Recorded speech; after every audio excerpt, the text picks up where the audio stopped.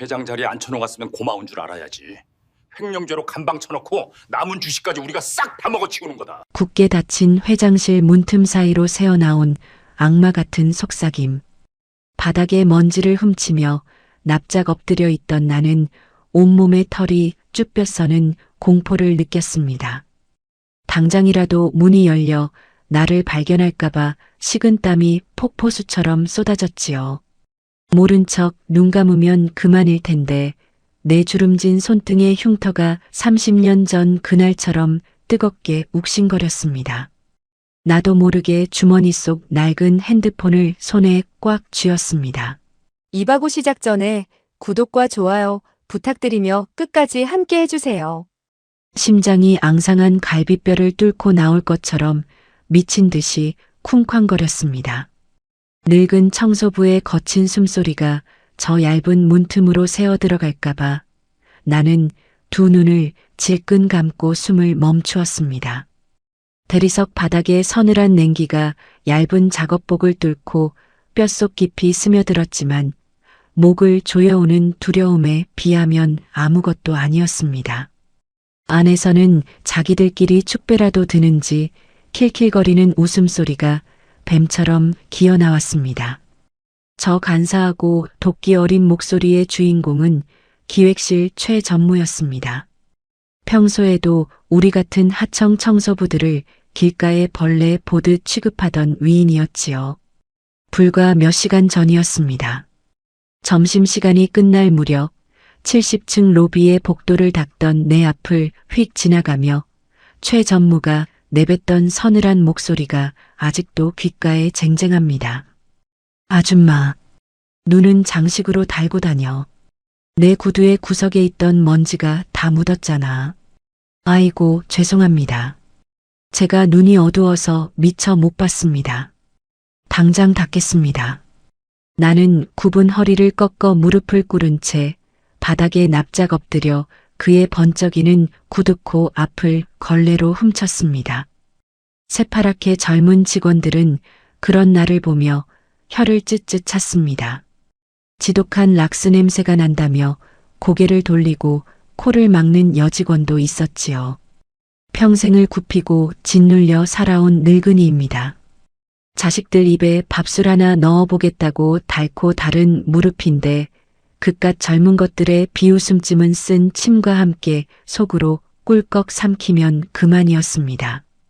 나는 그저 이 거대한 70층짜리 유리 건물에서 흔적도 없이 바닥이나 기어다니는 냄새나는 그림자일 뿐이니까요. 누구야? 밖에 누구 있어? 안에서 들려온 날카로운 호통 소리에 내 심장이 바닥으로 쿵 떨어졌습니다. 덜컥 회장실 육중한 문손잡이가 돌아가는 소리가 텅 빈 복도를 갈랐습니다. 피가 거꾸로 솟는 것 같았습니다. 이대로 들키면 쥐도 새도 모르게 내쫓기는 건 물론이고 무슨 험한 꼴을 당할지 모를 일이었습니다.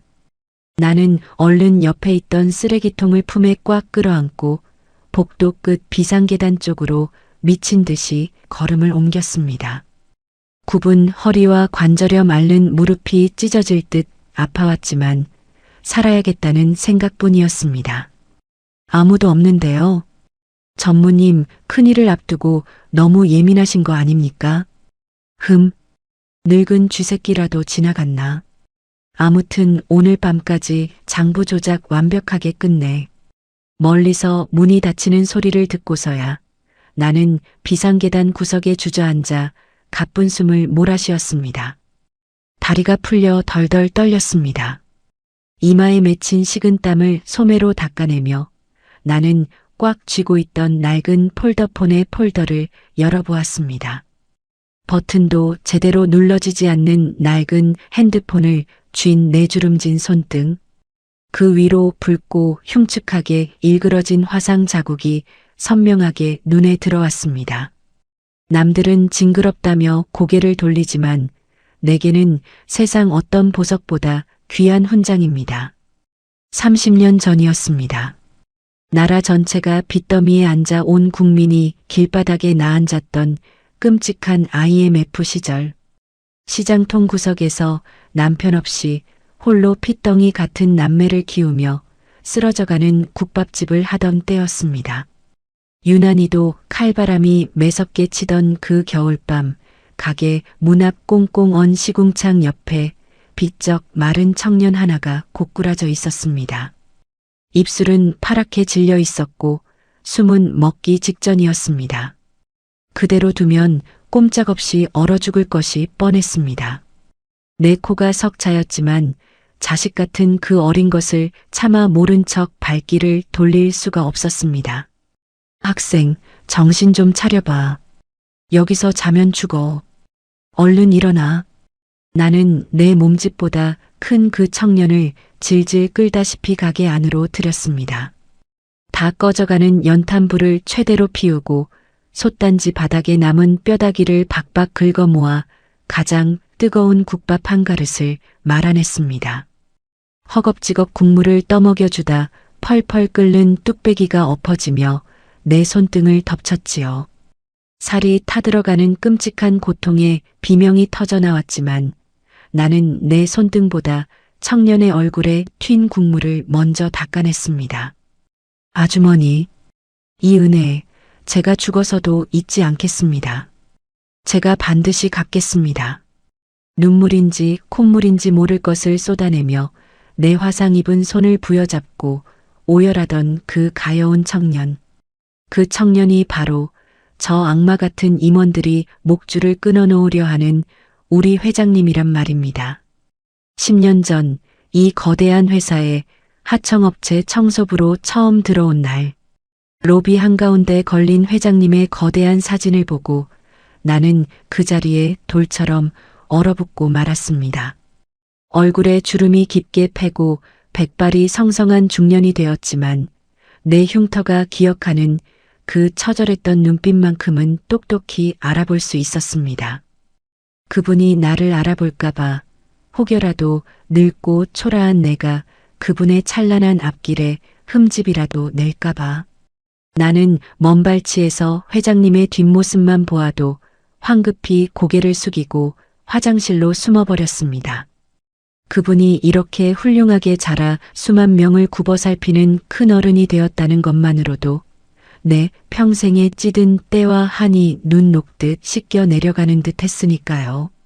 그런데 저 탐욕스러운 이리떼들이 내 목숨과 맞바꿔 살려낸 그 귀한 분을 횡령범으로 몰아 감방에 쳐넣겠다고 합니다. 나는 힘도 없고 가진 것도 없고 배운 것도 없는 늙은 청소부 할망구일 뿐입니다. 하지만 내 자식 같은 그분을 두 번 다시 벼랑 끝으로 등 떠밀리게 내버려 둘 수는 없습니다.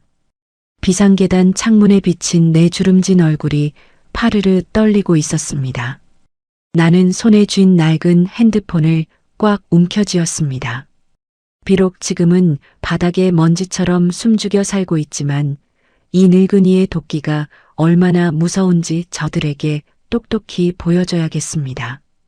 계단 손잡이를 부여잡고 힘겹게 몸을 일으켰습니다. 낡고 해진 작업복 바지 무릎팍에는 시커먼 먼지가 잔뜩 묻어 있었지만 그것을 툭툭 털어낼 여유조차 없었습니다. 관절염으로 퉁퉁 부은 무릎이 찢어질 듯 비명을 질러댔지만 혀를 꽉 깨물고 버텼습니다. 이제 겨우 며칠, 아니 단 하루밖에 남지 않았을지도 모릅니다. 내가 목숨과 맞바꿔 살려낸 우리 회장님을 눈에 넣어도 아프지 않을 그 귀한 분을 저 이리떼들의 시퍼런 아가리에서 빼내야만 합니다. 덜덜 떨리는 다리를 이끌고 다시 70층 임원진 구역으로 돌아왔습니다. 얼음장처럼 차갑고 거울처럼 매끄러운 대리석 바닥 위로 내 초라하고 굽은 그림자가 흉측하게 늘어졌습니다. 평소 같으면 누가 볼세라 고개를 푹 숙이고 벽에 붙어 걸레질만 했을 텐데 오늘은 내 가슴 속에서 알 수 없는 뜨거운 불길이 치솟고 있었습니다. 아줌마, 거기서 도둑고양이처럼 뭐 하는 거야? 빨리 쓰레기통 안 비우고 뭉개고 있어. 날카롭고 신경질적인 목소리에 화들짝 놀라 고개를 들어보니 기획실 김 과장이 미간을 잔뜩 찌푸린 채 서 있었습니다. 새파랗게 젊은 내 막내 아들보다도 어려 보이는 녀석이었습니다. 아이고, 예. 지금 당장 비우겠습니다. 제가 화장실 청소를 하느라 조금 늦었습니다. 죄송합니다. 어휴, 진짜 쉽네. 늙으면 제발 집에서 손주나 볼 것이지. 왜 꾸역꾸역 기어 나와서 회사 물을 흐려? 안 그래도 최 전무님 신경 곤두서 계시는데 눈에 띄지 않게 쥐새끼처럼 숨어 다니라고 했지. 김 과장은 번쩍이는 구둣발로 내 청소 카트를 툭 걷어차며 신경질적으로 지나갔습니다. 카트가 벽에 세게 부딪히며 덜그럭 소리를 냈고 그 위로 쌓여있던 걸레며 세제통이 바닥으로 나뒹굴었습니다. 내 가슴도 그 쓰레기들처럼 함께 무너져 내렸습니다. 예전 같았으면 비참함과 수치심에 비상구 화장실 칸에 숨어 남몰래 소리 죽여 펑펑 눈물을 쏟았을 겁니다. 지지리도 복없는 내 팔자야, 서러운 내 팔자야 하며 야윈 가슴을 퍽퍽 쳤겠지요. 하지만 오늘은 달랐습니다. 바닥에 엎드려 쏟아진 락스통을 주워 담는 내 두 눈에는 눈물 대신 시퍼런 도끼가 서려 있었습니다. 나를 향해 쏟아지는 저들의 멸시와 조롱, 짐승만도 못하게 취급하는 저 오만함이 오히려 내 피 속에서 뜨거운 분노로 끓어오르고 있었기 때문입니다. 그래, 너희들 눈에 나는 그저 밟고 지나가는 냄새나는 바닥의 먼지일 뿐이겠지. 하지만 그 하찮은 먼지가 뭉치고 뭉치면 너희들의 오만한 두 눈을 멀게 할 수도 있다는 걸 똑똑히 보여주마. 꽉 깨문 입술 사이로 비릿한 피맛이 번졌습니다. 나는 숨을 깊게 들이마시고 최 전무의 집무실 앞 쓰레기통으로 다가갔습니다. 최고급 가죽 소파와 번쩍이는 마호가니 책상이 놓인 그곳은 나 같은 하청 청소부에게는 숨조차 쉴 수 없는 지옥의 문턱과도 같았습니다.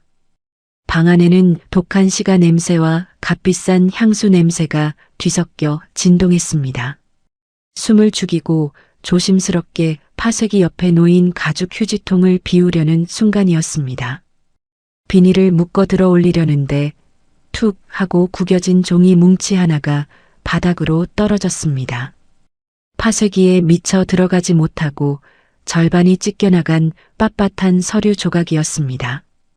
평소 같으면 영문도 모른 채 빗자루로 쓱쓱 쓸어 담았겠지만 내 심장이 미친 듯이 쿵쾅거리며 당장 그 종이를 주우라고 귓가에 소리치고 있었습니다.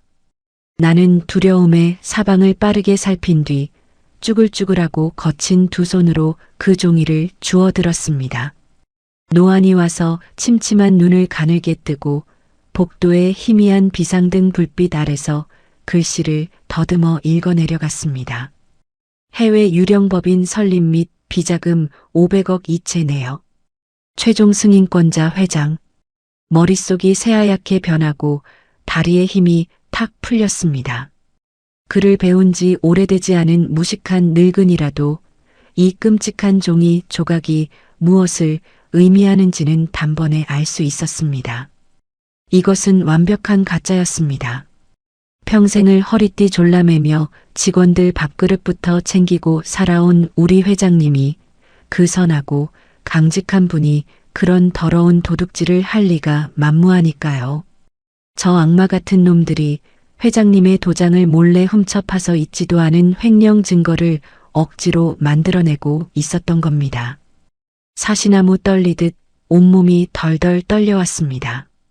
당장이라도 누군가 내 뒤통수를 칠 것만 같아 등골에 식은 땀이 폭포수처럼 흘렀습니다. 나는 황급히 그 찢어진 종이 조각을 꼬깃꼬깃 접어 내 낡은 작업복 바지 안쪽 깊숙한 주머니에 쑤셔 넣었습니다. 심장이 입 밖으로 튀어나올 것 같은 극도의 공포 속에서 나는 신음조차 새어나가지 않도록 두 손으로 입을 틀어막았습니다. 그때였습니다. 복도 저 끝에서 구둣발 소리와 함께 최 전무의 목소리가 섬뜩하게 들려왔습니다. 김 과장, 그 비자금 장부 조작한 거 확실하게 처리했어? 회장이 조금이라도 눈치채기 전에 숨통을 확실히 끊어놔야 해. 걱정 마십시오, 전무님. 해외 계좌 추적 내역까지 완벽하게 위조해뒀습니다. 모레 오전에 임시 이사회가 열리기 직전에 언론사에 미리 싹 다 뿌릴 겁니다. 회장이 비자금 챙겨서 해외로 도피하려 했다고 특종 기사 터지면 이사회에서 해임한 가결은 불 보듯 뻔한 시간 문제입니다. 하하, 좋아. 아주 훌륭해. 그 꼬장꼬장하고 답답한 회장놈이 제 발로 나락에 떨어져서 무릎 꿇는 꼴을 내 두 눈으로 보겠군. 횡령죄로 감방에 쳐넣고 빈자리는 내가 꿰차면 끝이야. 다 끝나면 자네 기획실장 자리도 확실히 챙겨줄 테니 마무리나 똑바로 해. 예, 전무님. 내일 밤 이곳 회의실에서 마지막으로 이사진들 모아서 입 맞추고 최종 점검하겠습니다.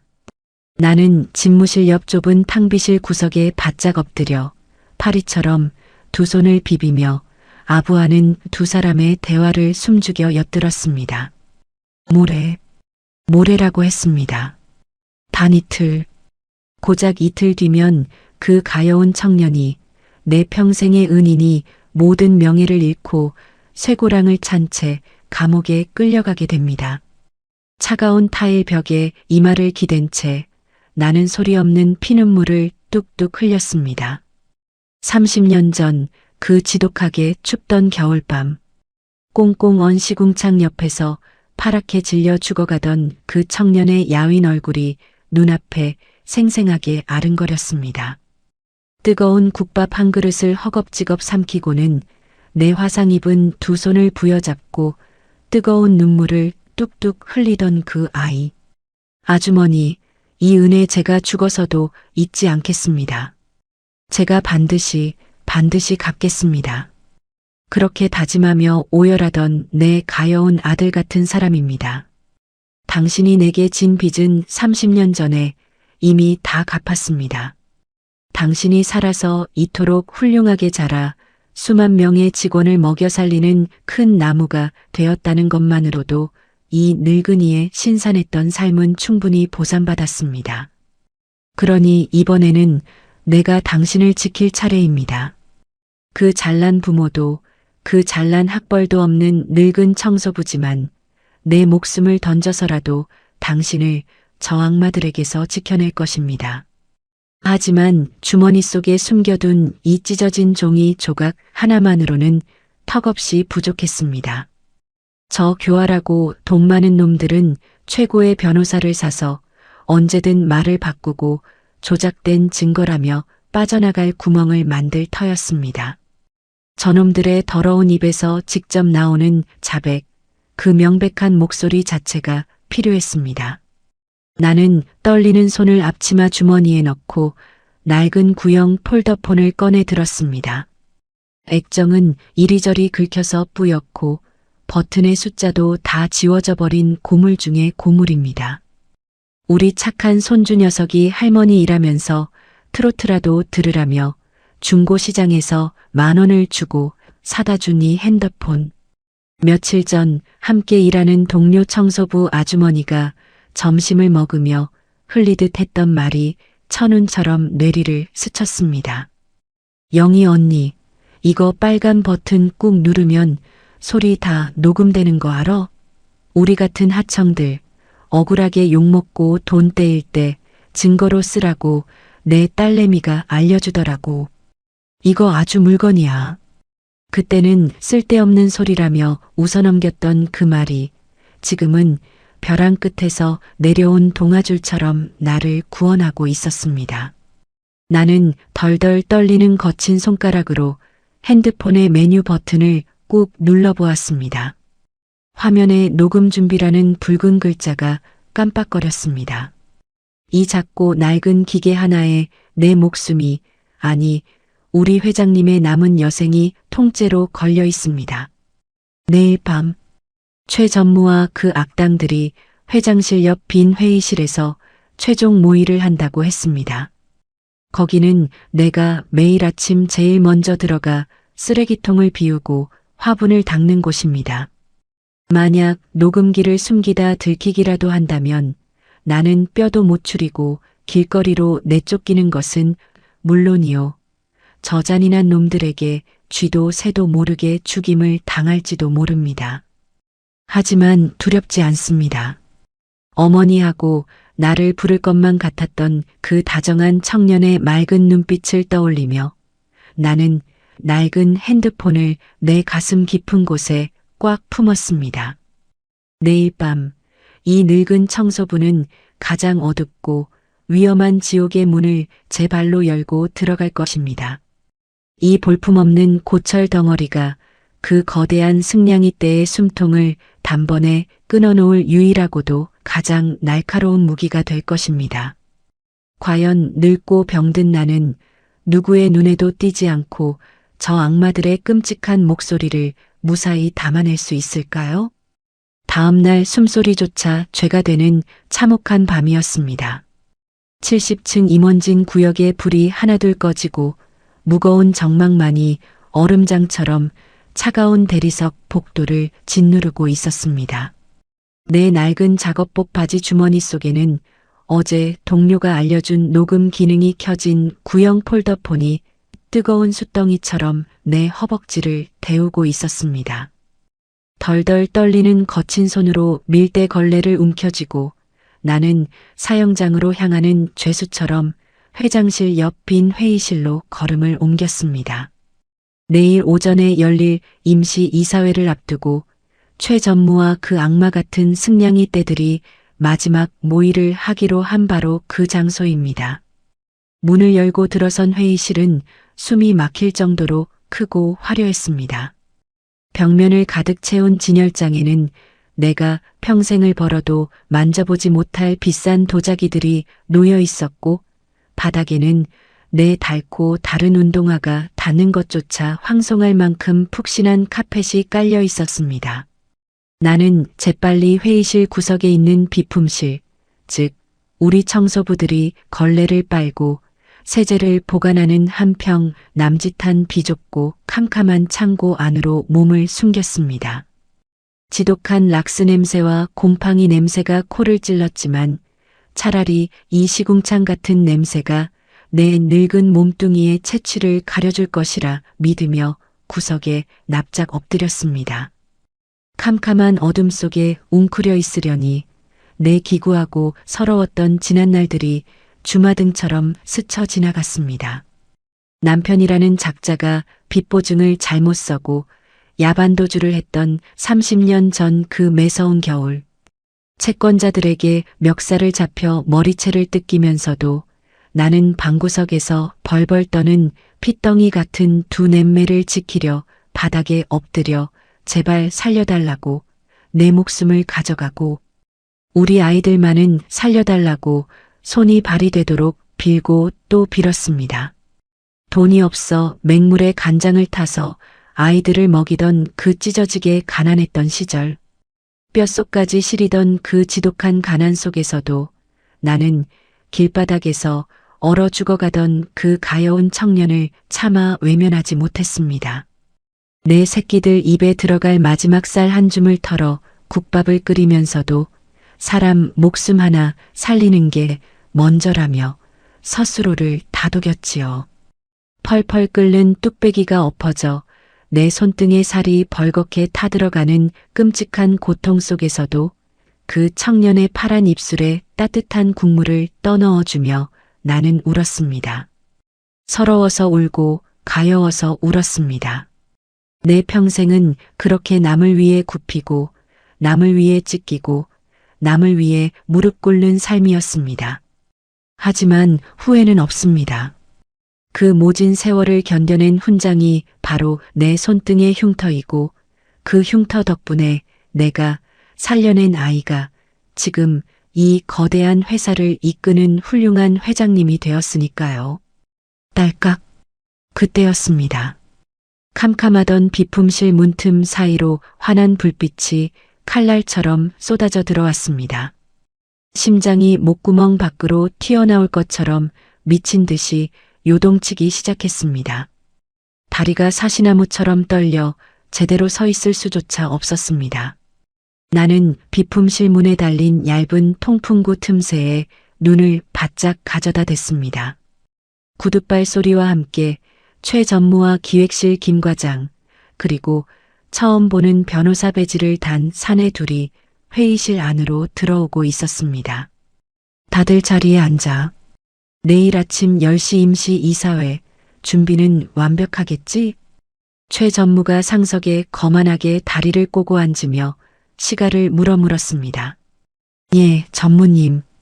언론사 데스크에는 내일 아침 9시 정각에 회장, 500억 비자금 조성 및 해외 도피 정황 포착이라는 타이틀로 일제히 기사가 송고될 겁니다. 증거로 제출할 조작된 해외 계좌 내역서와 유령 법인 설립 서류도 이사진들에게 배포할 준비를 마쳤습니다. 김 과장이 악마처럼 비릿한 웃음을 흘리며 서류 뭉치를 테이블 위에 내려놓았습니다. 좋아.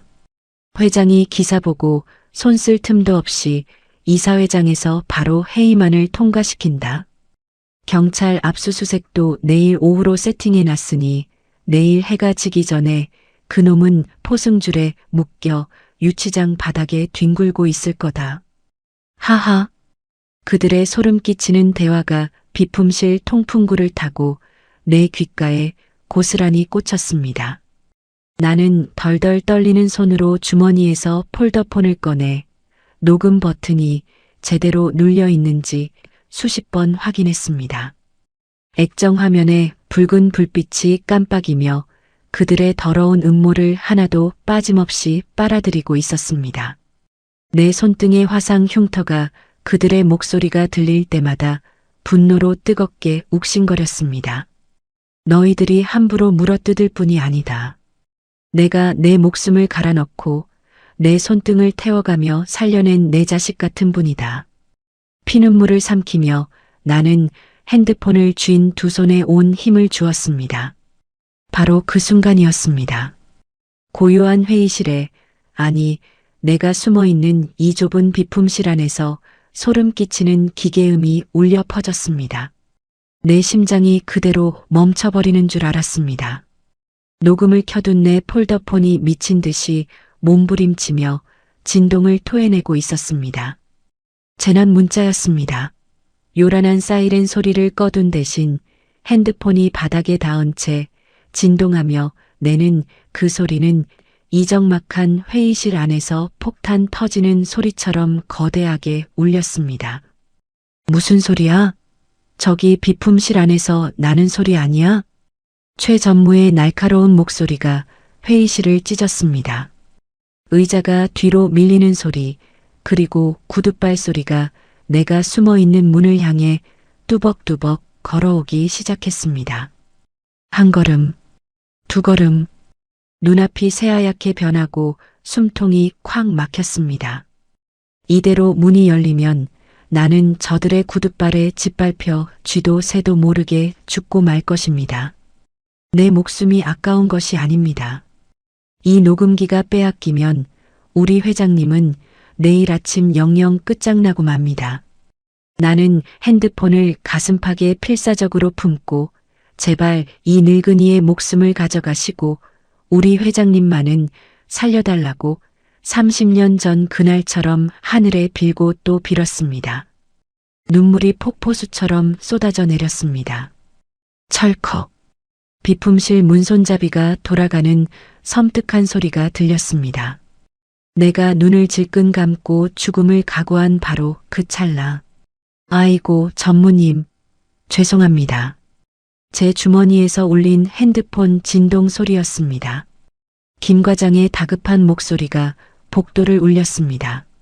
문손잡이를 쥐고 있던 최 전무의 손이 멈칫했습니다. 뭐야? 사람 간 떨어지게. 내일 거사를 앞두고 핸드폰 관리 하나 제대로 못해? 죄송합니다. 내일 기사 터뜨릴 신문사 편집국장이 확인차 보낸 문자라 급하게 진동이 울렸나 봅니다. 당장 전원 끄겠습니다. 어휴, 놀랐잖아. 누가 엿듣기라도 하는 줄 알고. 됐어. 얼른 앉아서 서류나 다시 확인해. 구둣발 소리가 다시 멀어졌습니다. 내 가슴을 짓누르던 거대한 바위가 쿵 하고 떨어져 나가는 것 같았습니다. 다리에 힘이 풀려 나는 락스통 위로 허무하게 주저앉았습니다. 소리내어 울 수도 없어 두 손으로 입을 꽉 틀어막은 채 나는 짐승처럼 어깨를 들썩이며 오열했습니다. 살았습니다. 하늘이, 아니 30년 전 내가 베풀었던 그 작은 적선이 돌고 돌아 기적처럼 나를, 그리고 회장님을 지켜낸 것입니다. 얼마의 시간이 흘렀을까? 사냥을 준비하던 이리떼들이 자리를 털고 일어나는 소리가 들렸습니다. 내일 아침 10시. 다들 실수 없이 완벽하게 끝내자고. 그놈의 처참한 얼굴이 벌써부터 기대되는군. 불이 꺼지고 문이 닫히는 소리가 들렸습니다. 회의실은 다시 죽음 같은 정막 속으로 가라앉았습니다. 나는 덜덜 떨리는 다리를 이끌고 비품실 문을 조심스럽게 열고 나왔습니다. 창문 너머로 희끄무레한 새벽동이 터오르고 있었습니다. 굽은 허리를 펴고 주머니 속에서 아직도 붉은 빛을 깜빡이며 녹음 중인 핸드폰을 꺼내 들었습니다. 종료 버튼을 누르고 조심스럽게 재생 버튼을 눌렀습니다. 내일 아침 10시 임시 이사회. 조작된 해외 계좌 내역서. 악마들의 더러운 목소리가 낡은 스피커를 타고 선명하게 흘러나왔습니다. 나는 핸드폰을 가슴에 꽉 끌어안았습니다. 이 차갑고 투박한 고철 덩어리가 이제 세상에서 가장 날카로운 칼이 되었습니다. 30년 전 추운 길바닥에서 죽어가던 당신을 살리기 위해 내 손등을 내어주었던 것처럼 이제는 이 늙고 병든 몸뚱이를 방패 삼아 당신에게 쏟아지는 저 더러운 화살들을 온몸으로 막아낼 것입니다. 창밖으로 붉은 해가 떠오르고 있었습니다. 내일 아침 10시. 아니, 이제 오늘 아침입니다. 과연 아무도 쳐다보지 않는 이 냄새나는 늙은 청소부는 그 삼엄하고 거대한 이사회장의 굳게 닫힌 문을 부수고 들어가 무사히 회장님께 이 목소리를 전할 수 있을까요? 대기업 회장, 500억 규모 비자금 조성 및 해외 도피 정황 포착? 오늘 오전 임시 이사회에서 회의만 상정 예정. 아침 9시 정각. 1층 로비 벽면을 가득 채운 대형 텔레비전에서 뉴스 속보가 날카로운 사이렌처럼 터져 나왔습니다. 대리석 바닥에 먼지를 밀대로 밀고 있던 내 두 손이 뻣뻣하게 굳어버렸습니다. 평화롭던 출근길 로비는 순식간에 벌집을 쑤셔놓은 듯 발칵 뒤집혔습니다. 사원증을 목에 건 수백 명의 젊은 직원들이 제자리에 멈춰서서 웅성거리기 시작했습니다. 세상에, 우리 회장님 진짜 미치신 거 아니야? 어떻게 500억을 횡령해? 요즘 치매기가 있다는 소문이 돌더니만 노망이 나셔도 단단히 나셨네. 우리 회사 이제 망하는 거 아니야? 내 곁을 스쳐 지나가는 젊은 직원들의 수군거림이 날카로운 비수가 되어 내 가슴을 푹푹 찔러댔습니다. 아닙니다. 그건 전부 가짜입니다. 저 악마 같은 최전무와 그 일당들이 꾸며낸 새빨간 거짓말입니다. 당장이라도 밀대를 집어 던지고 로비 한가운데 서서 악을 쓰며 소리치고 싶었습니다. 하지만 나는 꾹 참아야 했습니다.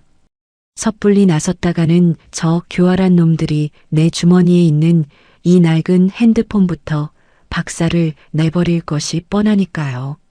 내 낡고 해진 작업복 바지 주머니 속 어젯밤 그놈들의 더러운 목소리를 고스란히 집어삼킨 핸드폰이 마치 시한폭탄처럼 뜨겁게 허벅지를 짓누르고 있었습니다.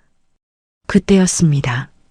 로비 회전문 밖으로 수십 명의 기자들이 구름대처럼 몰려들며 카메라 플래시를 미친 듯이 터뜨리기 시작했습니다. 번쩍이는 불빛 사이로 검은색 승용차에서 내리는 회장님의 모습이 보였습니다. 억장이 무너져 내리는 것 같았습니다. 불과 며칠 전까지만 해도 꼿꼿하고 위풍당당하던 그 넓은 어깨는 온데간데 없고 하룻밤 사이에 10년은 늙어버린 듯 잿빛이 된 얼굴에 등은 굽어 있었습니다. 기자들이 마이크를 들이밀며 횡령을 인정하십니까? 직원들에게 부끄럽지 않습니까? 하고 악을 써댔지만 회장님은 초점 잃은 눈으로 묵묵히 입을 굳게 다문 채 로비로 걸어 들어오셨습니다. 그 퀭하고 파리한 얼굴 위로 30년 전 IMF 시절 매서운 칼바람을 맞으며 내 국밥집 문 앞에 웅크려 죽어가던 그 굶주린 청년의 얼굴이 고스란히 겹쳐 보였습니다. 아주머니, 이 은혜 제가 죽어서도 잊지 않겠습니다. 내 화상 입은 손을 부여잡고 뜨거운 눈물을 쏟아내던 그 가여운 아이가 지금 온 세상의 손가락질을 받으며 또다시 벼랑 끝으로 등 떠밀리고 있었습니다. 나도 모르게 눈시울이 붉어지고 시야가 뿌옇게 흐려졌습니다. 안 됩니다. 내가 내 손등에 살을 태워가며 목숨 걸고 살려낸 내 자식 같은 분입니다. 저 더러운 이리떼들이 당신을 2번 죽이게 내버려 두지 않을 겁니다. 나는 밀대를 구석에 내팽개치고 다리를 절뚝거리며 비상 엘리베이터로 향했습니다. 이사회가 열리는 70층으로 올라가 당장 회장님 손에 이 핸드폰을 쥐어드려야만 합니다. 덜덜 떨리는 손으로 엘리베이터 버튼을 눌렀습니다. 층수가 하나씩 올라갈 때마다 내 심장도 터질 듯이 부풀어 올랐습니다. 하지만 70층의 문이 열리는 순간 나는 숨을 들이킬 수밖에 없었습니다. 어젯밤까지만 해도 텅 비어있던 대리석 복도에 시커먼 양복을 입은 건장한 경호원들이 무서운 얼굴을 하고 쫙 깔려 있었습니다. 최 전무가 회장님의 사람들을 전부 쳐내고 혹시 모를 변수를 막기 위해 자신의 사설 경호원들로 70층을 완전히 봉쇄해버린 것입니다. 나는 애써 태어난 척 바지춤에 손을 비비며 굽은 허리로 그들 앞을 지나가려 했습니다. 어이 아줌마, 거기서 오늘 70층은 외부인 출입 금지야. 당장 내려가. 덩치가 산만한 경호원이 굵은 팔뚝으로 내 앞을 가로막았습니다. 아이고 선생님, 제가 이 70층 담당 청소부인데요. 저기 회의실 안에 있는 화분들 이파리만 빨리 닦고 내려가겠습니다요. 예, 한 번만 봐주셔요. 나는 두 손을 싹싹 비비며 짐짓 노망난 늙은이처럼 불쌍한 목소리를 냈습니다. 이 삼엄한 바리케이드를 뚫지 못하면 모든 것이 끝장입니다. 이 할망구가 아침부터 어디서 냄새나게 알짱거려. 늙어서 귀가 먹었나. 당장 꺼지라고. 경호원이 신경질적으로 내 어깨를 확 밀쳤습니다. 힘없는 늙은이의 몸뚱이는 그 억센 소나기 한 번에 종이장처럼 밀려나 차가운 대리석 바닥으로 처박히고 말았습니다. 아! 관절염으로 퉁퉁 부은 무릎이 바닥에 부딪히며 뼈가 부서지는 듯한 고통이 밀려왔습니다. 하지만 내 입에서 터져나온 비명은 무릎의 통증 때문이 아니었습니다. 바닥에 넘어지는 순간 헐렁한 작업복 바지 주머니에 들어있던 낡은 폴더폰이 툭 튀어나와 대리석 바닥을 타고 저 멀리 미끄러져 내려간 것입니다. 하필이면 그 폰이 멈춰선 곳은 나를 밀친 그 험악한 경호원의 번쩍이는 구두코 바로 앞이었습니다. 이게 뭐야? 무슨 고물 쓰레기를 들고 다녀. 경호원이 얼굴을 찌푸리며 바닥에 떨어진 내 핸드폰을 향해 커다란 발을 들어 올렸습니다. 안 돼. 저게 어떤 기계인데. 저 안에 우리 회장님 목숨줄이 들어있는데. 나는 찢어지는 무릎의 고통도 잊은 채 바닥을 기다시피 미친 듯이 기어가 그 짐승 같은 놈의 구둣발 아래로 내 상체를 냅다 던졌습니다. 아이고, 안 됩니다요. 밟지 마시오. 우리 늦둥이 손주 녀석이 할미 심심하지 말라고 알바에서 사준 귀한 겁니다요. 제발 밟지 마시오. 나는 두 팔로 핸드폰을 미친 듯이 품에 끌어안고 바닥에 엎드려 짐승처럼 울부짖었습니다. 내 처절하고 미친년 같은 꼴에 질렸는지 경호원은 혀를 쯧차며 뒤로 물러났습니다. 어휴, 진짜 재수없게. 알았으니까 그거 주워들고 당장 눈앞에서 사라져. 나는 핸드폰을 품에 꽉 껴안은 채 덜덜 떨며 복도 구석으로 기어 물러났습니다. 살았습니다. 쥐도 새도 모르게 박살이 날 뻔한 증거를 지켜냈습니다. 숨을 헐떡이며 품에 안은 핸드폰을 살며시 내려다본 순간 내 심장은 또다시 바닥으로 곤두박질 치고 말았습니다. 어젯밤 내내 녹음기를 켜두었던 탓인지 액정화면 구석에 있는 앙상한 배터리 칸이 빨간색으로 미친 듯이 깜빡거리고 있었습니다. 배터리가 부족합니다. 라는 경고 문구가 마치 내 목을 조르는 사형 선고처럼 보였습니다. 하늘이 노랗게 변했습니다. 당장이라도 저 액정 불빛이 픽하고 꺼져버리면 그 안에 담긴 악마들의 목소리도 영영 어둠 속으로 날아가 버릴지 모릅니다. 충전기 따위가 내게 있을 리 만무했습니다. 시간이 없습니다. 1분 1초가 피를 말리는 지옥이었습니다. 그때 딩동하는 소리와 함께 엘리베이터 문이 열리며 최 전무와 그 일당들이 기고만장한 얼굴로 걸어 나왔습니다. 하하, 기사 터진 거 봤어? 주가 폭락하는 거 보라고.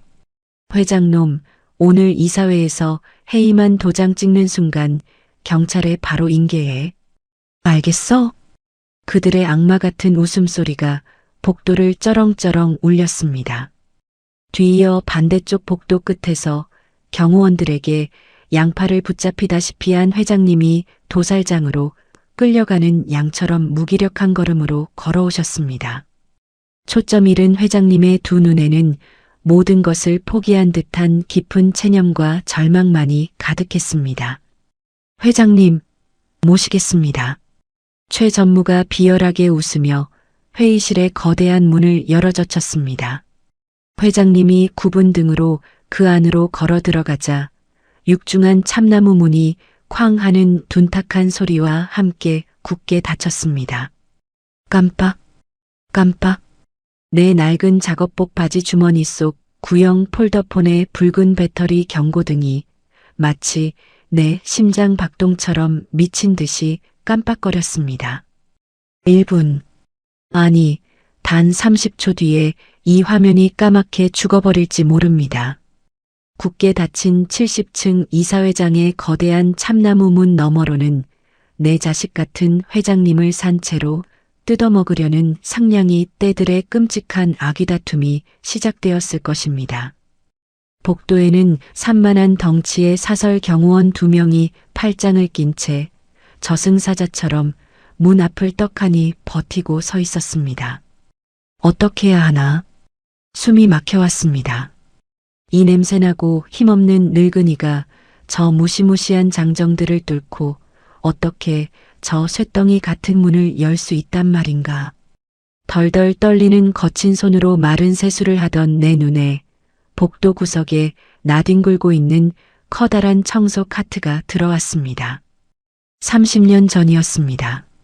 남편이 도망가고 빚쟁이들이 내 새빵 문을 부수고 들어와 핏덩이 같은 내 새끼들을 길바닥에 끌어내려 했을 때 나는 부엌칼을 거꾸로 쥐고 미친년처럼 덤벼들었습니다. 내 새끼 털끝 하나라도 건드리면 내 배를 쑤시고 여기서 다 같이 죽자고 피눈물을 흘리며 악을 썼지요. 그때의 그 도끼품은 어미가 지금 무릎이 다 달아빠진 늙은 청소부가 되어 다시 한번 목숨을 걸어야 할 때가 온 것입니다. 나는 주머니 속 핸드폰을 꺼내 작업복 안쪽 가슴팍 깊숙한 곳에 찔러 넣고 겉옷 지퍼를 목 끝까지 단단히 올려 잠갔습니다. 그리고 두 손으로 청소 카트의 손잡이를 꽉 움켜쥐었습니다. 손등에 남은 30년 전의 화상 흉터가 불덩이처럼 뜨겁게 달아오르고 있었습니다. 저 문 안에 내가 목숨을 갈아 넣어 살려낸 내 가여운 청년이 목이 졸리고 있습니다. 당장 비키세요. 락스통 엎어지면 큰일 납니다. 나는 악에 바친 비명을 지르며 온몸에 앙상한 체중을 실어 경호원들을 향해 카트를 미친 듯이 밀고 돌진했습니다. 낡은 바퀴가 굉음을 내며 굴러갔고 카트 위에 산더미처럼 쌓여있던 세제통과 빈 병, 걸레, 더미가 사방으로 요란하게 쏟아져 내렸습니다. 이 미친 할망구가 진짜 돌았나? 갑작스러운 미친 노인네의 돌진에 당황한 경호원 하나가 바닥에 쏟아진 미끄러운 락스물을 밟고 허우적거리며 넘어졌습니다. 바로 그 찰나였습니다. 나는 카트를 매몰차게 팽개치고 짐승처럼 바닥을 기어 이사회장의 육중한 문손잡이에 매달렸습니다. 내 앙상한 팔뚝에 어디서 그런 괴력이 솟아났는지 모르겠습니다. 젖먹던 힘, 아니 내 남은 생명의 힘까지 모조리 쥐어짜내어 나는 그대로 문손잡이를 돌려 문을 박살낼 듯이 열어젖혔습니다. 쾅! 거대한 굉음과 함께 굳게 닫혀있던 이사회장의 문이 활짝 열렸습니다. 숨이 턱 막히는 광경이었습니다. 수십 명의 임원들이 둘러앉은 거대한 마호가니 원탁. 그 상석에는 하룻밤새 얼굴이 잿빛으로 변한 회장님이 너클 잃은 채 앉아 있었고 그 앞에는 대표이사 해임 결의안이라는 끔찍한 종이 뭉치와 붉은 인주가 놓여 있었습니다. 최 전무가 방금 전까지 회장님의 손목을 억지로 끌어다 그 종이에 도장을 찍으려던 참이었습니다.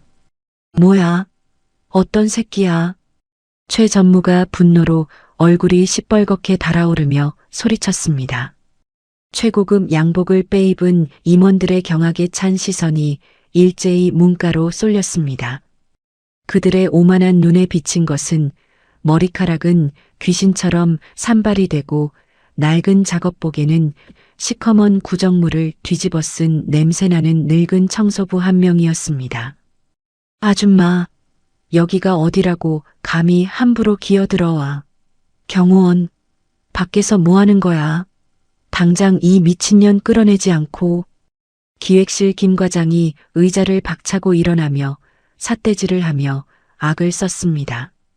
뒤늦게 엎어졌다가 쫓아 들어온 덩치 큰 경호원 2명이 씩씩거리며 내 양팔을 거칠게 낚아챘습니다. 어깨뼈가 당장이라도 으스러질 듯한 끔찍한 고통에 눈앞이 하얗게 전멸했습니다. 아! 내 2발이 허공에 붕 뜨며 나는 질질 회의실 밖으로 끌려나가기 시작했습니다. 안 돼. 나라. 이 짐승만도 못한 놈들아. 우리 회장님 억울해서 어쩌라고. 도장 찍으면 절대 안 됩니다. 나는 피눈물을 흘리며 발버둥을 쳤습니다.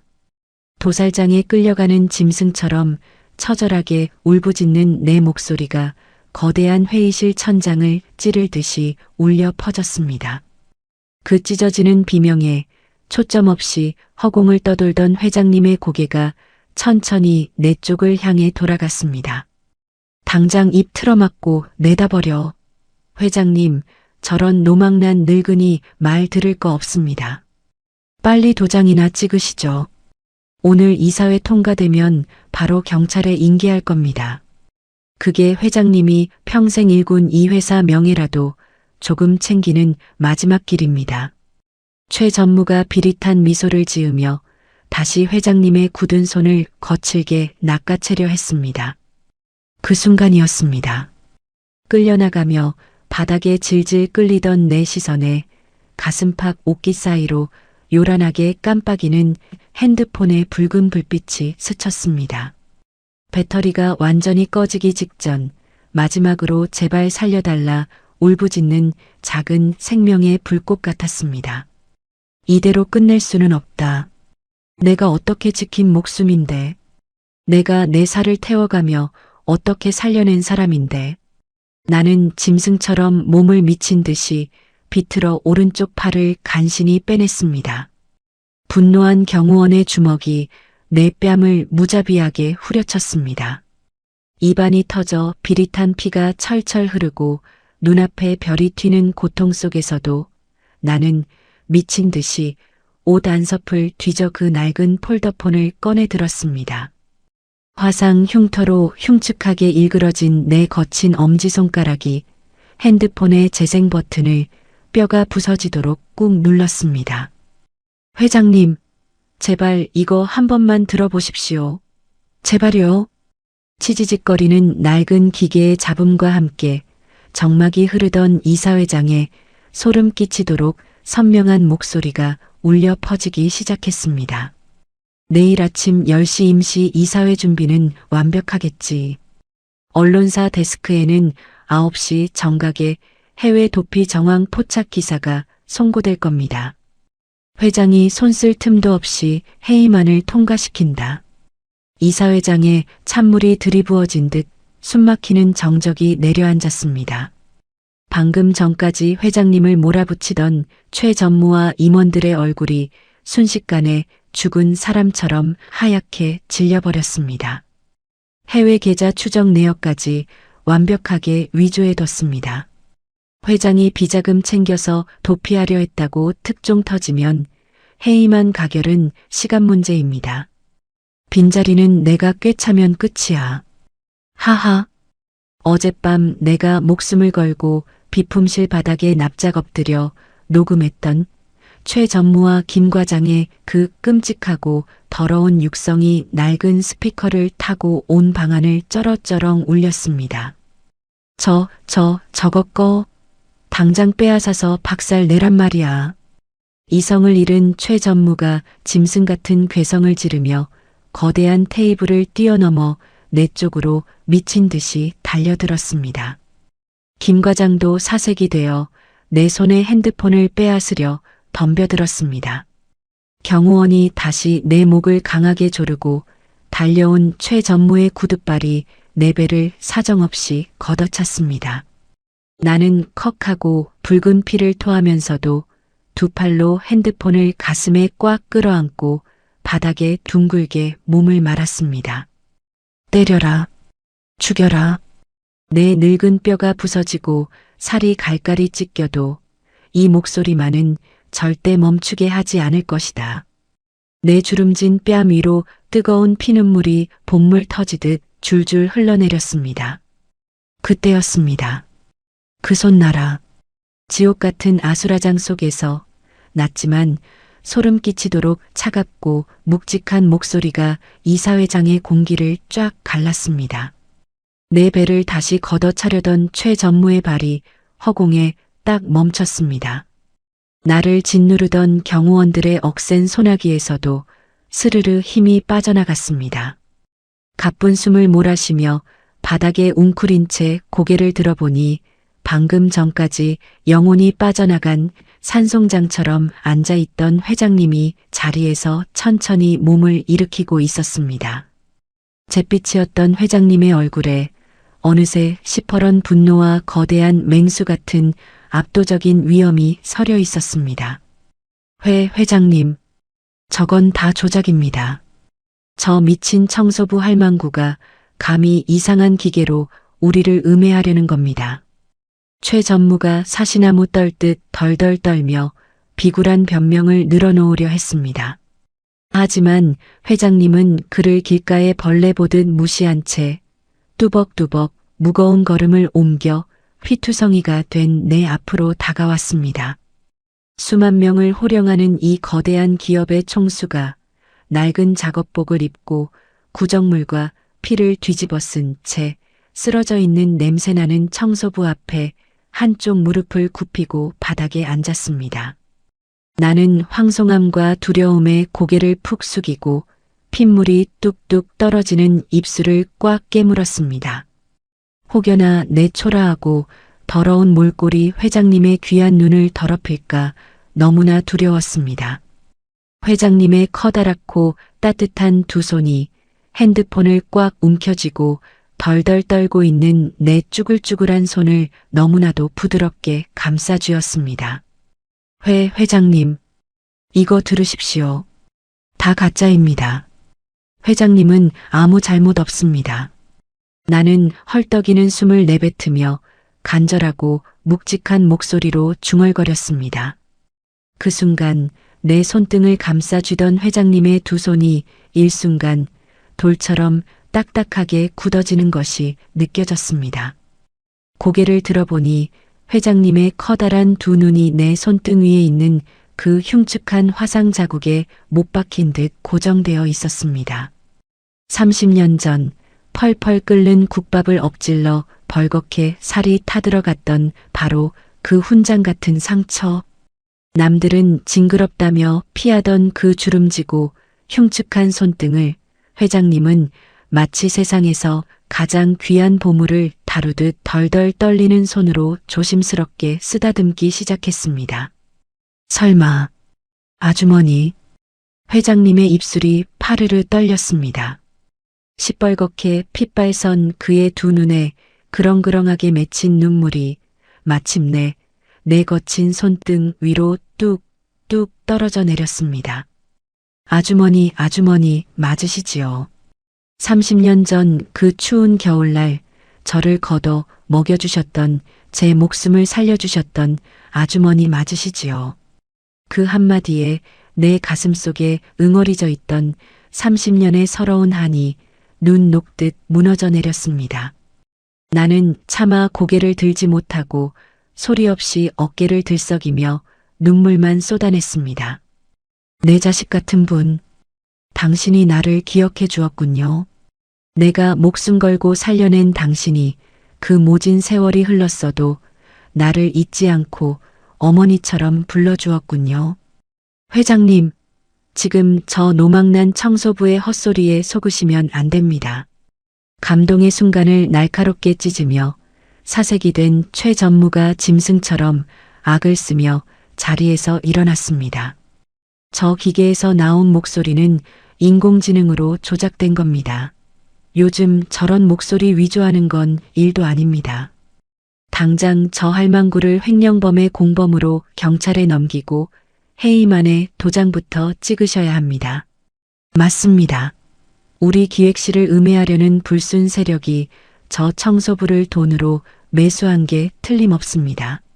기획실 김 과장도 시퍼렇게 질린 얼굴로 거들며 나를 잡고 있던 경호원들에게 눈짓을 했습니다. 경호원들이 다시 거친 손을 뻗어 내 어깨를 낚아채려는 찰나였습니다. 그 더러운 손 당장 치워. 사자우 같은 회장님의 분노가 이사회장의 공기를 쫙 갈랐습니다. 나를 짓누르던 경호원들은 그 압도적인 호통에 기가 질려 허둥지둥 뒤로 물러섰습니다.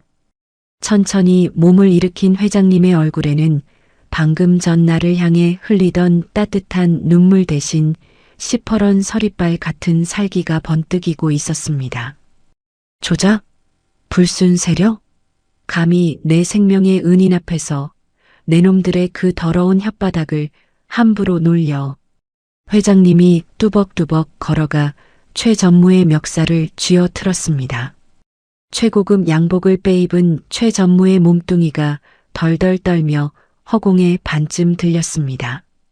회장님 오해하셨습니다. 저희는 회사를 지키려고. 닥쳐라. 너희들이 내 뒤통수에 칼을 꽂으려 했다는 건 이분의 목소리 하나만으로도 내게는 수백만 장의 증거보다 더 확실하다. 이분이 나를 위해 목숨 걸고 가져온 증거를 내 놈들이 조작이라 우기느냐. 회장님이 최 전무를 매몰차게 바닥으로 내동댕이 쳤습니다. 쾅 하는 소리와 함께 최 전무가 대리석 바닥에 흉하게 나뒹굴었습니다. 하지만 저 교활하고 독이 오른 뱀 같은 놈들은 쉽게 포기하지 않았습니다. 바닥에 넘어진 최 전무가 악에 바친 목소리로 소리쳤습니다. 증거, 녹음 말고 명백한 증거가 어딨습니까? 우리 기획실에서 만든 횡령 계좌 내역서와 해외 유령법인 서류는 이미 언론에 다 넘어갔습니다. 경찰 압수수색도 들이닥칠 겁니다. 이사회 여러분, 당장 도장 찍지 않으면 여러분도 공범으로 다 감방에 갈 겁니다. 최 전무의 최후의 발악에 둘러앉아 있던 임원들이 불안한 눈빛을 교환하며 술렁거리기 시작했습니다.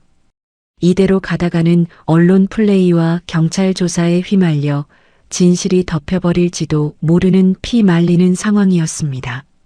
나는 떨리는 손으로 찢어진 입술에 피를 닦아내고 비틀거리며 자리에서 일어났습니다. 내 굽은 허리가 조금은 펴지는 것 같았습니다. 조작된 증거라고 하셨습니까? 내 차분하고 단호한 목소리가 웅성거리는 회의실을 단숨에 가라앉혔습니다.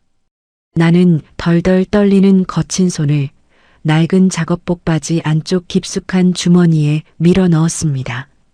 그리고 어제 오후 그 지옥 같은 최 전무의 집무실 앞 쓰레기통 파쇄기 옆에서 꼬깃꼬깃 접어두었던 종이 뭉치를 천천히 꺼내 들었습니다. 어제 제가 최 전무님 방 앞 쓰레기통을 비우다 주운 겁니다. 글은 잘 모르는 늙은이지만 회장님 도장을 마음대로 파서 서류를 가짜로 만들고 있다는 것쯤은 알아볼 수 있었습니다.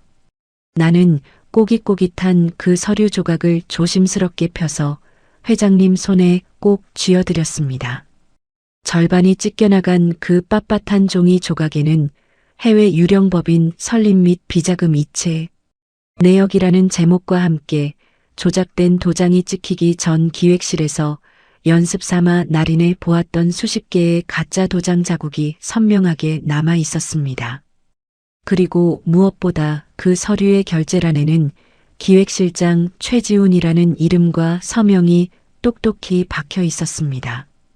완전히 파쇄되지 않은 그 한 장의 찢어진 종이가 그들의 모든 조작을 입증하는 완벽한 스모킹건이 된 것입니다. 회장님이 그 종이 조각을 쳐다보는 순간 회의실의 공기는 완전히 얼어붙었습니다. 최 전무와 김 과장의 두 눈이 탁구공만하게 커졌고 이내 그들의 입에서는 아아하는 바람 빠지는 소리만이 새어나왔습니다.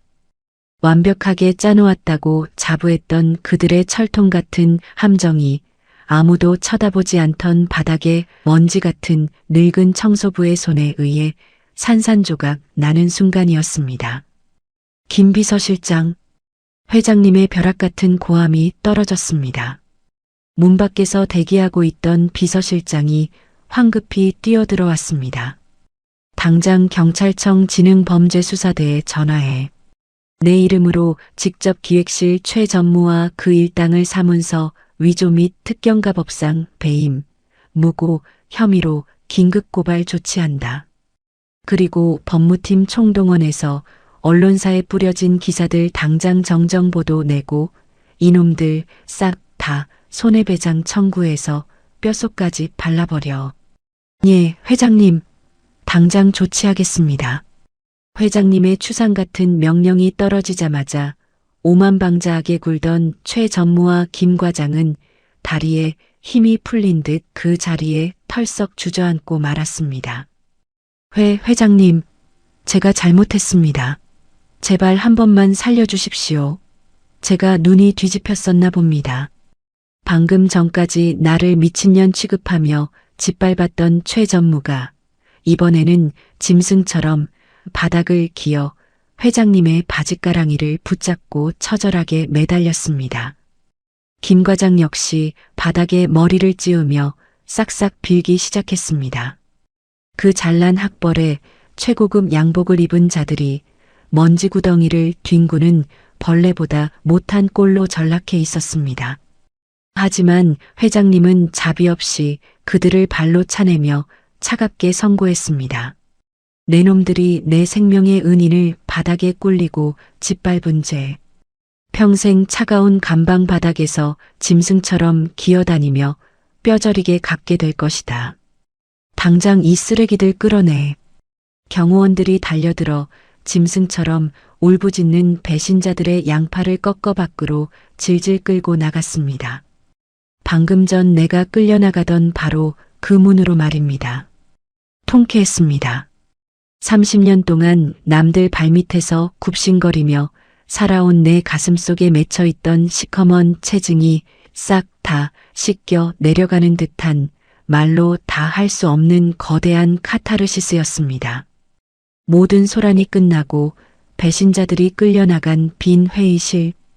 회장님은 다시 내 앞으로 다가와 낡은 작업복을 입고 구정물과 땀범벅이 된 내 늙은 몸뚱이를 말없이 힘껏 꽉 안아주셨습니다.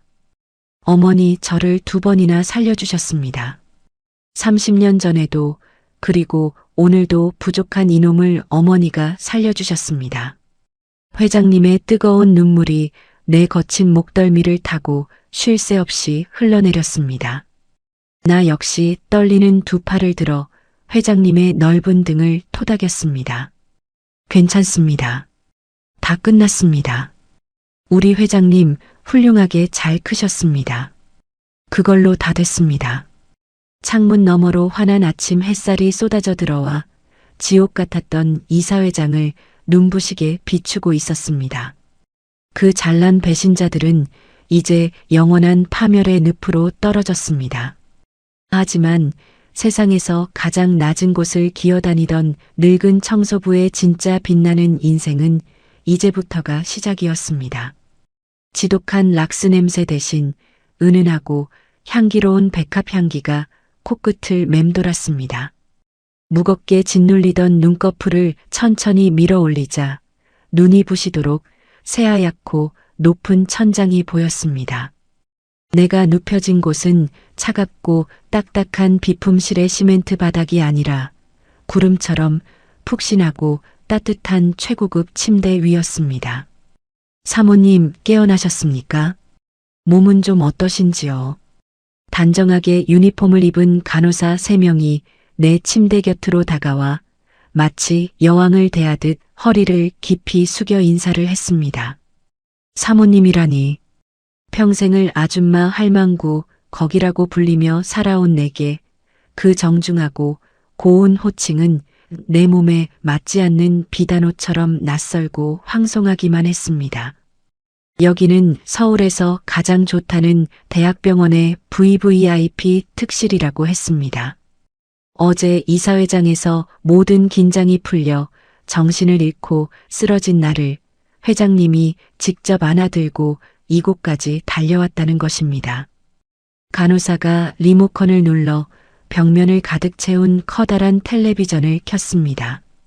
화면 속에서는 어제 이사회장에서 끌려나갔던 그 승냥이 떼들의 끔찍한 말로가 아침 뉴스 속보로 생생하게 터져 나오고 있었습니다. 대기업 기획실 임원진, 사문서 위조 및 수백억 대 횡령 혐의로 정격 구속. 화면 속에는 최 전무와 김 과장이 푸른색 수의를 입고 굵은 포승줄에 꽁꽁 묶인 채 경찰서로 끌려가는 모습이 비치고 있었습니다. 수십 명의 기자들이 구름대처럼 몰려들어 마이크를 들이밀고 카메라 플래시를 미친 듯이 터뜨렸습니다. 회장님께 누명을 씌우려 한 것이 사실입니까? 협력 업체들에게 갑질하며 비자금을 조성한 혐의 인정하십니까?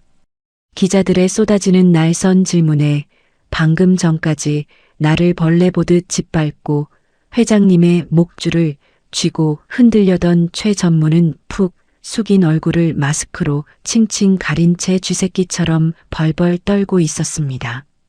김 과장 역시 기자들에게 떠밀려 경찰서 계단에서 흉하게 낮아빠지는 꼴이 화면에 그대로 생중계되었습니다.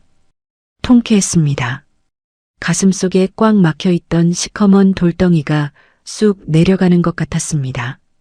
남의 눈에 피눈물을 내고 억울한 누명을 씌워 남의 밥그릇을 뺏으려던 자들의 당연한 말로였습니다. 하늘의 그물은 성긴 것 같아도 결코 악인을 놓치는 법이 없다는 옛말이 하나도 틀린 것이 없었습니다. 나는 나도 모르게 2 손을 모아 쥐고 감사합니다. 감사합니다 하고 하늘을 향해 연신 고개를 주걱거렸습니다. 그때였습니다. 조용히 병실 문이 열리며 회장님이 들어왔습니다. 어제 이사회장에서 입고 있던 빳빳하고 차가운 정장이 아니라 포근하고 편안한 니트 차림이었습니다. 수만 명의 직원을 거느리고 호령하는 거대한 기업의 총수가 아니라 30년 전 내 국밥집 문을 조심스럽게 열고 들어오던 그 순박하고 가여웠던 청년의 얼굴 그대로였습니다. 회장님의 양손에는 커다란 보온 도시락 가방이 들려 있었습니다. 어머니, 밤새 푹 주무셨습니까? 회장님이 내 침대 곁으로 다가와 다정하게 웃으며 내 두 손을 꼭 쥐었습니다. 어머니, 그 한마디가 또다시 내 메마른 가슴에 뜨거운 파문을 일으켰습니다. 회장님, 이러시면 안 됩니다. 저는 그저 하청업체 청소부일 뿐입니다. 저 같은 늙은이가 이런 으리으리한 곳에 누워 있어도 되는 것인지 가시방석에 앉은 것 같아 숨을 쉴 수가 없습니다. 나는 덜덜 떨리는 목소리로 정중하게 황송함을 표했습니다. 하지만 회장님은 내 주름진 손을 자신의 따뜻한 뺨에 가져다 대며 고개를 저었습니다. 어머니가 아니었다면 저는 30년 전 그 차가운 시궁창 옆에서 이미 얼어 죽었을 목숨입니다. 그리고 어제 어머니가 아니었다면 저는 평생 횡령범이라는 오명을 쓰고 감옥에서 죽어갔을 겁니다. 제게 생명을 2번이나 주셨으니 당신은 제 친어머니이십니다. 제발 저를 아들로 받아주십시오. 회장님은 보온 가방의 지퍼를 열고 정성스럽게 포장된 그릇들을 하나둘 꺼내 침대 위 식탁에 올려놓았습니다. 최고급 병원의 셰프가 만든 진수성찬일 줄 알았는데 내 눈앞에 놓인 것은 뚝배기에서 펄펄 끓고 있는 소박한 돼지국밥 한 그릇과 깍두기 한 접시가 전부였습니다. 30년 동안 그날 어머니가 끓여주셨던 그 따뜻한 국밥 맛을 단 하루도 잊은 적이 없습니다. 세상에서 제일 비싸다는 식당을 다 뒤져보아도 어머니가 제 입에 넣어주셨던 그 눈물 섞인 국물 맛은 찾을 수가 없더군요. 회장님이 직접 숟가락으로 뜨거운 국물을 호호 불어 내 입가로 가져왔습니다. 오늘은 이 못난 아들이 어머니께 국밥을 대접하겠습니다. 아, 내 손등은 데이지 않게 조심할 테니 걱정 마십시오. 농담처럼 덧붙이는 회장님의 말에 나는 그만 왈칵 눈물을 쏟고 말았습니다. 한 숟가락, 2숟가락. 내 입으로 들어오는 뜨거운 국물은 단순한 음식이 아니었습니다.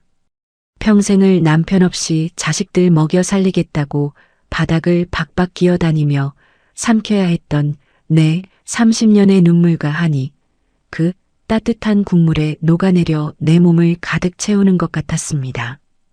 국밥을 다 비우고 나자 회장님은 병실 한쪽에 미리 준비해둔 은대야의 따뜻한 물을 가득 받아 내 침대 밑으로 가져왔습니다. 어머니, 이제 편안히 누워 계십시오. 회장님이 침대 시트를 걷어내고 양복 바지가 구겨지는 것도 아랑곳하지 않은 채 차가운 병실 바닥에 두 무릎을 꿇고 엎드렸습니다. 수만 명의 머리 꼭대기에 서 있는 그 귀한 분이 평생 바닥을 닦으며 살아온 늙은 청소부의 발밑에 기꺼이 무릎을 꿇은 것입니다. 회장님, 안 됩니다. 제 발이 얼마나 더럽고 흉측한데 이러십니까? 제발 이러지 마십시오. 나는 기겁을 하며 이불자락을 쥐고 다리를 뒤로 빼려 했습니다. 락스물에 짓무르고 하루 종일 서서 일하느라 발톱은 다 깨지고 발 뒤꿈치는 거북이 등껍질처럼 쩍쩍 갈라진 남들에게 보여주기조차 부끄러운 끔찍한 늙은이의 발이었습니다. 하지만 회장님은 내 두 발을 조심스럽게 세상에서 가장 귀한 보물을 다루듯 감싸쥐고 따뜻한 은대야 물속으로 담갔습니다. 더럽다니요. 이 발로 수만 리를 걸어다니며 자식들을 키워내셨고 이 발로 그 무서운 사냥개들을 뚫고 저를 살리러 와주셨습니다. 세상에서 이보다 더 아름답고 성스러운 발은 없습니다. 회장님의 커다랗고 따뜻한 두 손이 내 거칠고 갈라진 발 뒤꿈치와 짓무른 발가락 사이사이를 부드럽게 문질러 씻기기 시작했습니다. 그의 두 눈에서 쉴 새 없이 쏟아져 내린 뜨거운 눈물이 대야의 물속으로 뚝뚝 떨어져 파문을 일으켰습니다. 고생하셨습니다. 정말 고생 많으셨습니다. 어머니. 이제 다시는 차가운 대리석 바닥에 무릎 꿇고 걸레질하게 두지 않겠습니다. 제가 당신의 평생을 모시겠습니다. 발끝에서부터 시작된 따뜻한 온기가 온몸의 핏줄을 타고 올라와 내 꽁꽁 얼어붙었던 심장을 녹여버렸습니다. 평생 나를 짓누르던 가난의 굴레, 남들에게 무시당하고 짓밟히며 바닥만 보고 살아야 했던 그 서러운 세월의 때가 회장님의 따뜻한 손길과 눈물에 씻겨 영원히 떠내려가고 있었습니다. 나는 두 손으로 얼굴을 가린 채 아이처럼 소리내어 엉엉 울고 말았습니다. 내 낡은 작업복과 함께 늙고 초라했던 청소부 영희의 삶도 그렇게 끝이 났습니다.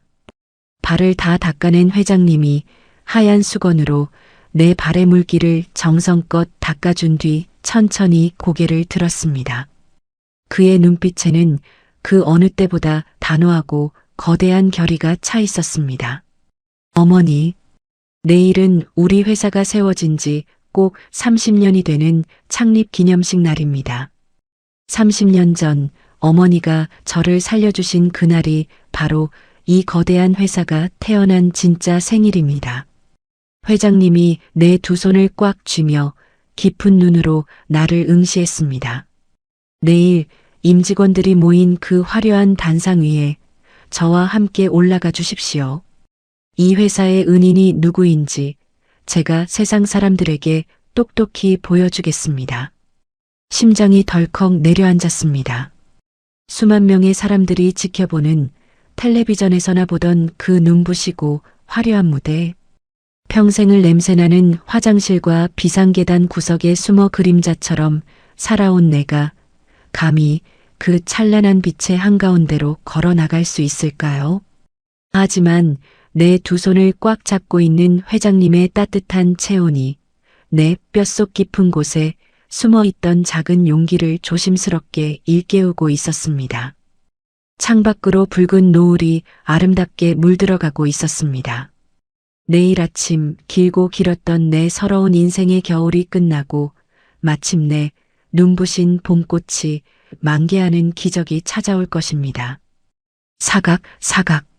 내 거칠고 투박한 몸 위로 평생 한 번도 만져본 적 없는 최고급 명주실로 지어진 새하얀 한복 자락이 조심스럽게 내려앉았습니다. 아침 일찍 병실로 찾아온 미용사들이 내 굽은 등과 앙상한 어깨를 어루만지며 세상에서 가장 귀한 비단옷을 입혀주었습니다. 거울 속에 비친 내 모습이 너무나 낯설어 왈칵 눈물이 날 뻔했습니다. 주름이 깊게 팬 늙은 청소부 할망구는 온데간데 없고 기품 있는 양반집 마님 같은 여인이 덜덜 떨며 서 있었기 때문입니다. 미용사가 내 거친 두 손에 로션을 바르며 손등에 붉게 튀어나온 30년 전의 화상 흉터를 컨실러로 덮으려던 참이었습니다. 잠깐, 그 상처는 가리지 마십시오. 병실 문을 열고 들어온 회장님이 단호하면서도 다정한 목소리로 미용사를 만류했습니다. 회장님, 그래도 수만 명이 보는 자리인데 이 흉측한 흉터를 내놓고 섰다가는 회장님 얼굴에 먹칠을 할까 두렵습니다. 내가 서둘러 치맛자락으로 손등을 감추려 하자 회장님이 다가와 내 손을 따뜻하게 쥐며 고개를 저었습니다. 어머니, 그 흉터는 세상 어떤 다이아몬드보다 귀하고 아름다운 어머니의 왕관입니다. 제가 오늘 수만 명의 직원들 앞에서 그 눈부신 왕관을 직접 자랑할 수 있게 허락해 주십시오. 회장님의 묵직한 진심에 나는 더 이상 손을 감추지 못하고 조용히 고개를 끄덕였습니다. 최고급 세단을 타고 도착한 70층짜리 거대한 사옥. 불과 이틀 전만 해도 나는 냄새나는 쓰레기통을 비우며 젊은 직원들의 멸시를 온몸으로 받아내던 바닥의 먼지였습니다. 출입증이 없어 캄캄하고 축축한 지하 하역장 주차장으로만 몰래 드나들어야 했던 나였습니다. 하지만 오늘 거대한 건물의 1층 정문 앞에는 끝을 알 수 없는 붉은 카펫이 깔려 있었고 수십 명의 경호원이 허리를 90도로 꺾으며 우리의 차를 맞이했습니다.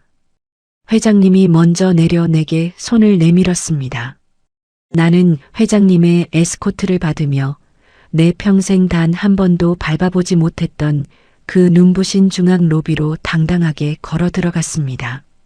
나를 무시하고 삿대질하던 젊은 직원들이 붉은 카펫 양옆으로 도열해 있다가 회장님의 팔짱을 낀 내 모습을 보고 경악을 금치 못하며 입을 떡 벌렸습니다.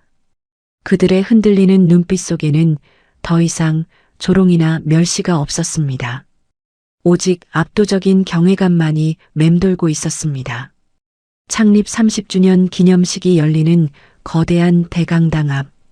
문이 열리기 직전 심장이 터질 것 같아 다리가 후들거렸습니다. 회장님, 저는 도저히 못 들어가겠습니다. 숨이 막혀서 쓰러질 것만 같습니다. 내가 덜덜 떠는 목소리로 멈춰서자 회장님이 내 화상 입은 손등을 자신의 넓은 가슴에 가져다 댔습니다. 어머니, 제 심장 뛰는 소리가 느껴지십니까?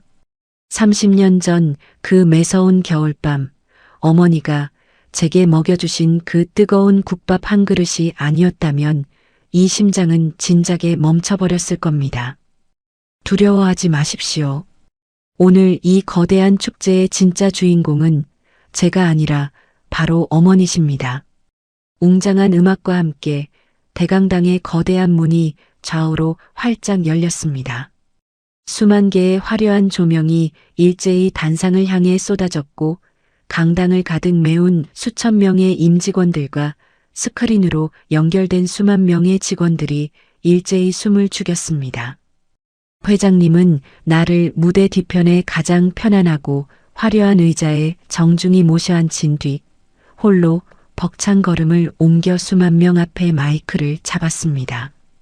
자랑스러운 임직원 여러분, 오늘은 우리 회사가 세상에 첫 발을 내디딘 지 정확히 30년이 되는 날입니다.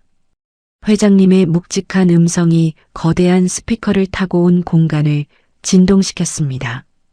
여러분도 뉴스를 통해 아시다시피 불과 어제 오전까지만 해도 우리는 탐욕의 눈이 먼 배신자들에 의해 회사가 통째로 무너질 뻔한 끔찍한 위기를 겪었습니다.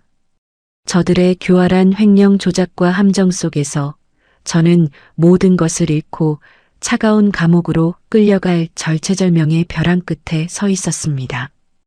회장님의 목소리가 미세하게 떨리기 시작했습니다. 하지만 하늘은 우리 회사를 버리지 않았습니다.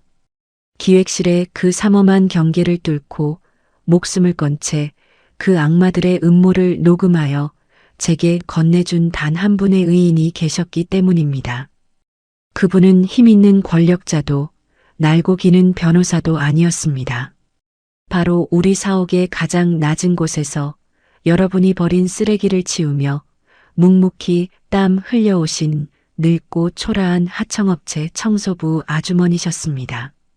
순간 수천 명의 임직원이 모인 대강당은 물을 끼얹은 듯한 충격과 정적에 휩싸였습니다. 곳곳에서 믿을 수 없다는 듯 작은 탄성들이 터져나왔습니다. 그런데 여러분, 제가 그 녹음기를 건네받으며 아주머니의 손등을 본 순간 저는 오열하고 말았습니다. 그분의 손등에는 30년 전 제가 낸 깊고 흉측한 화상 흉터가 훈장처럼 새겨져 있었기 때문입니다. 회장님의 두 눈에서 마침내 참았던 뜨거운 눈물이 흘러내리기 시작했습니다. 30년 전 IMF 시절 나라가 무너지고 온 국민이 길거리에 나앉았던 그 매서운 겨울. 저는 사업에 실패하고 며칠을 굶주리다 꽁꽁 언 시궁창 옆에서 죽어가고 있었습니다. 그때 자신의 남은 전 재산을 털어 펄펄 끓는 국밥을 끓여 제 입에 넣어주신 분이 계셨습니다. 국밥이 엎어져 손등에 살이 타들어가는 끔찍한 고통 속에서도 제 얼굴에 튄 국물을 먼저 닦아주시며 오열하시던 분입니다. 그 숭고한 희생이 없었다면 이 거대한 기업도 저라는 인간도 이 세상에 존재할 수 없었습니다. 강당 곳곳에서 훌쩍이는 소리가 들려오기 시작했습니다. 눈시울이 붉어진 젊은 직원들이 입을 틀어막고 눈물을 쏟아내고 있었습니다. 그리고 30년이 흐른 어제 그분은 또다시 자신의 목숨을 던져 저를 그리고 이 회사를 살려내셨습니다. 여러분, 제가 감히 여러분께 이 회사의 진정한 창업주이자 저의 어머니를 소개하고자 합니다. 회장님이 마이크를 내려놓고 단상 뒤편에 앉아있던 내게로 성큼성큼 다가왔습니다. 내 두 뺨은 이미 폭포수처럼 쏟아지는 눈물로 범벅이 되어 있었습니다.